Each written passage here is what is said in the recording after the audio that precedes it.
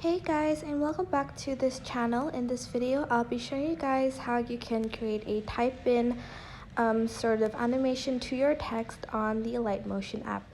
So you're going to want to select the project that has the text. Make sure you've already written down the text. I've done that now. Click on it, go to effects, and click on add effect. You are then going to go down until you find text, and then you are going to press text progress. If you want to adjust it yourself, you're going to want to choose standard settings, but I will choose type in for mine. After that, if you don't want the sort of line under the text, you're just going to go to cursor and choose none. If I could just do that.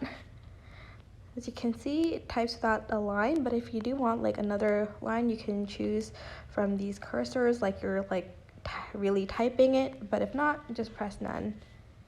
And that is basically it. I hope this tutorial was helpful for you guys. Don't forget to like, comment, share, and also subscribe to this channel if you haven't done that. If you have any questions, just leave it in the comment section down below, and I will try my best to answer them all. Thank you so much for watching. Bye!